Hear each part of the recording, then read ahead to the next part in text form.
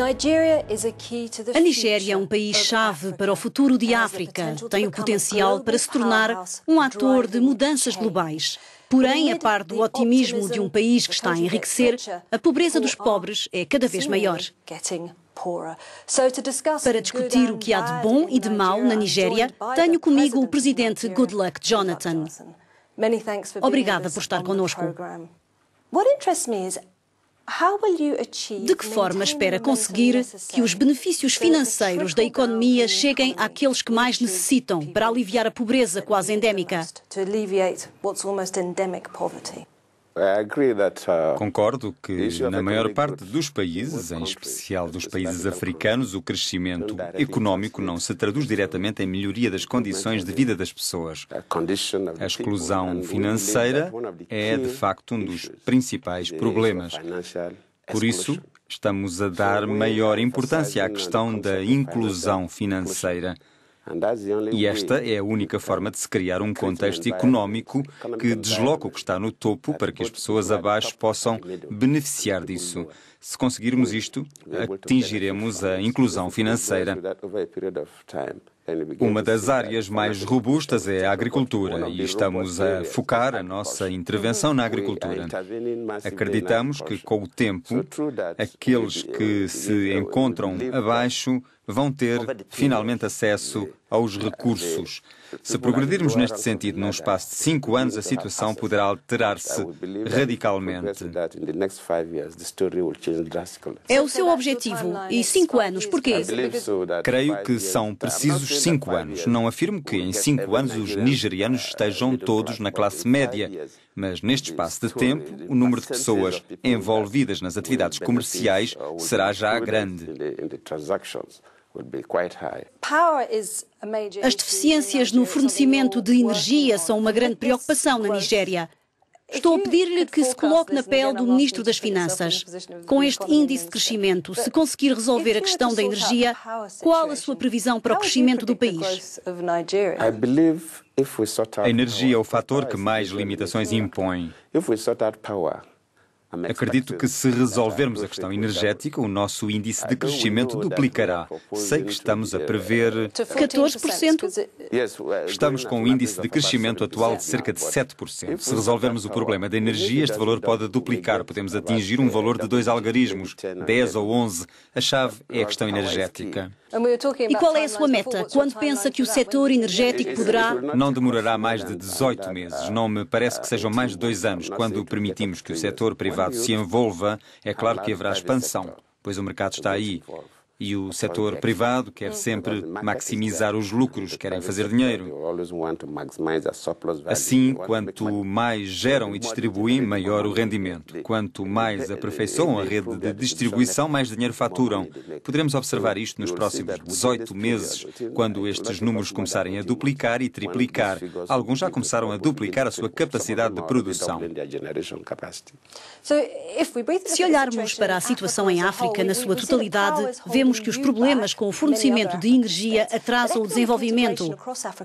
A integração económica em África parece ser particularmente complicada. Quais são os fatores que dificultam essa integração económica?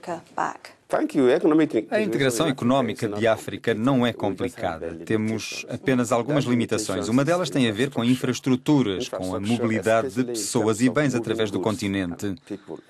Alguém que queira viajar da Nigéria para outros países africanos, quando se trata da região sul do continente, tem de o fazer via Dubai. Se quiser viajar para o norte de África, tem de o fazer com escala em Londres. Existem muitas limitações à deslocação entre países africanos. Por vezes, é até mais difícil o transporte de bens entre países africanos. Acontece ser mais barato transportar bens de países africanos para a Europa e da Europa para a África. Chega a ser menos dispendioso o transporte para distâncias maiores ainda, como a China, pois ali existe uma logística.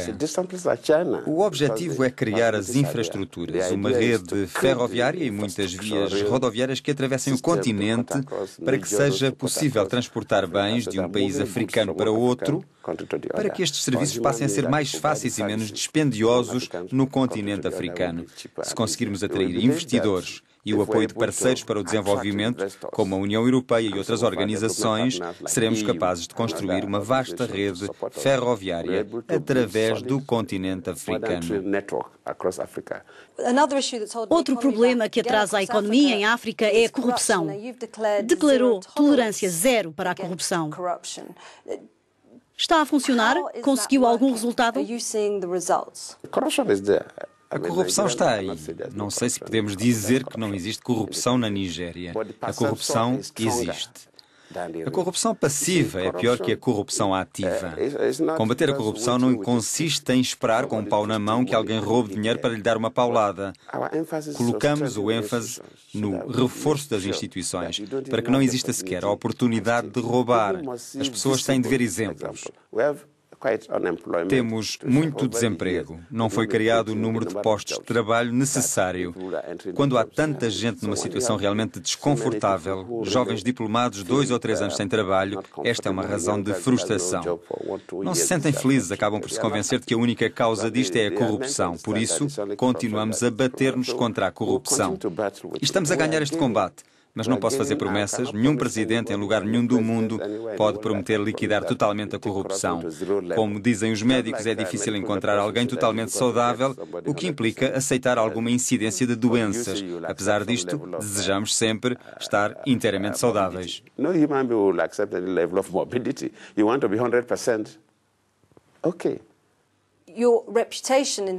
A sua reputação internacional ficou fragilizada após a recente decisão de suspender o governador do Banco Central, quando ele afirmou que milhares de milhões de dólares de rendimentos petrolíferos desapareceram. Está arrependido da decisão? Não estou. O mundo saberá que o governo tomou uma decisão certa. Afastei-o de funções em consequência das dúvidas que levantava o Conselho de Investigação Financeira sobre o relatório de verificação de 2012. Imagine que é presidente do seu país, sentada uma manhã com o diretor do Fundo de Reserva Federal, ligamos ao governador do Banco Central, este acorda para nos dizer e a toda a população que cerca de 50 mil milhões de dólares desapareceram e volta a deitar-se. Passados uns dias, vem dizer que não, e que afinal não desapareceram 49 mil milhões e 800 mil dólares, mas sim 12 mil milhões de dólares. Espere. E depois disto, recomeçou. Passados uns dias, voltou a dizer que não desapareceram 12 mil milhões, mas sim 20 mil milhões de dólares. Que faria no meu lugar? E não me refiro ao facto de o ter suspendido, quando ele anuncia ao mundo 3 valores contraditórios em qual acreditar. E que lhe parece, ele está apto a cumprir funções? Ele tinha uma excelente reputação internacional. Não estou a dizer que... Não, esqueça. Não acredito que as pessoas paguem sempre por todo o tipo de recompensas. Mas por que o afastou de funções por outras razões, se a questão fundamental é... Não. Eu nem sequer me referi a essa questão, foi a senhora que a evocou. Está a falar-me da reputação internacional. Mas o que eu pergunto é, se esta pessoa serve a este cargo, quando faz declarações como as que fez? Nem sequer mencionei isso na minha decisão de o afastar, pois não queria que se pensasse, o outro fez uma denúncia, revelou que falta dinheiro e por isso foi afastado. Não. Pode afirmar com a mão no coração que protege quem denunciar a corrupção? Mas quantos denunciadores de corrupção acusamos? Diz-se muita coisa sobre a Nigéria, todo o género de coisas, mas a Nigéria é a sociedade com mais liberdades do mundo. Temos a maior liberdade de imprensa. Sou caluniado diariamente pela imprensa. O que faço é sorrir. São histórias falsas, rio-me delas. Não foi preso ninguém que tenha denunciado corrupção. Abordemos outro assunto. Celebra-se o centenário da unificação da Nigéria, mas vemos no norte do país a insurreição separatista dos islamitas do Boko Haram, particularmente sangrenta. Está convencido de conseguir manter a união nacional na Nigéria? Yes, in most countries, Sim, a variedade de etnias existe em vários países, não apenas em África. A Nigéria é um país com uma multiplicidade étnica. Existiam aqui tradicionalmente muitos reinos diferentes. No norte não são chamados reinos, chamam-lhes emiratos. Estas instituições existiam antes de termos sido colonizados pelos ingleses. Esta celebração nacional serve para recordarmos de onde vimos e para onde vamos. Sobre este assunto, organizamos uma conferência nacional que está a decorrer. Uma conferência que serve também para olharmos algumas destas zonas de sombra, pois algumas delas, em vez de nos ajudarem a cimentar a coexistência, provocam clivagens que nos fragilizam. Estas questões serão discutidas. A questão do terrorismo não é... As pessoas fazem confusões. O terrorismo e a unidade da Nigéria são questões diferentes. O problema do terrorismo era desconhecido em África. Foi surgindo pouco a pouco. Foi incentivado por Osama Bin Laden em toda a região árabe e em África.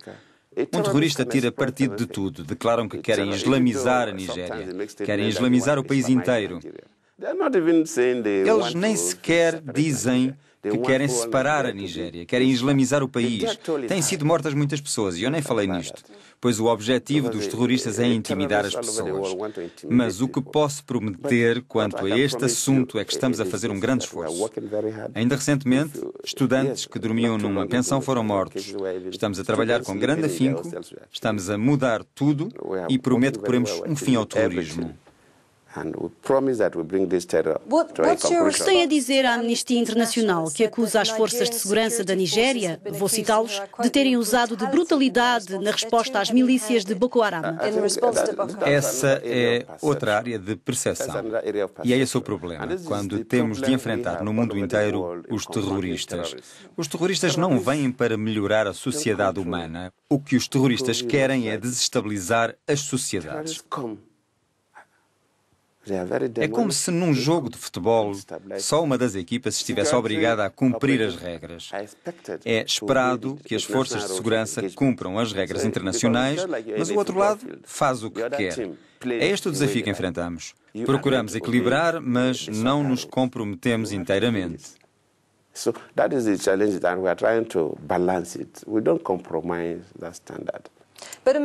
Mas os meios militares são a única via de os combater, ou existem outros meios?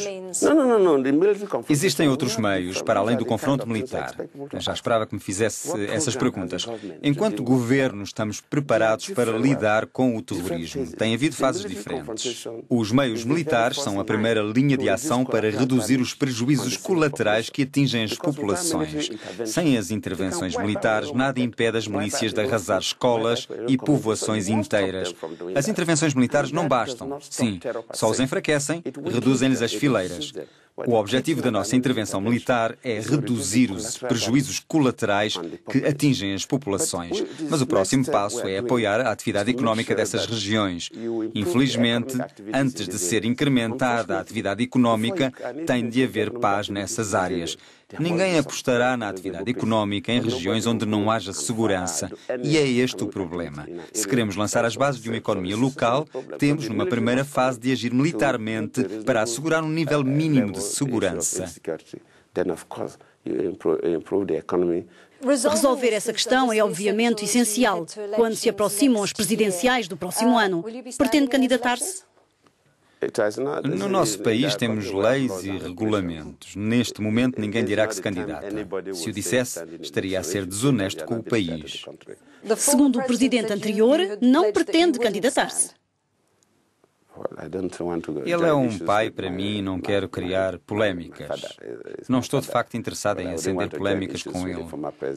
É natural que ele tenha a sua própria opinião. Mas as eleições têm a ver com o povo. Os cidadãos da Nigéria terão de escolher o presidente que querem.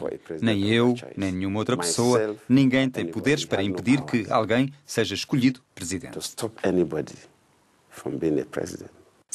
Uma última questão. Como avalia o seu primeiro mandato? Estamos a tentar.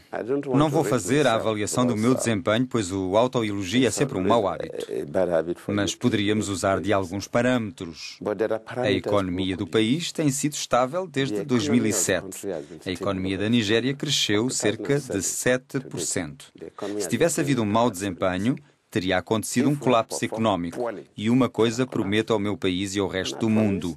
Vamos chegar onde queremos. Temos a vontade política para fazer o que está certo. President, thank you very, very much for your time. Thank you. Thank you.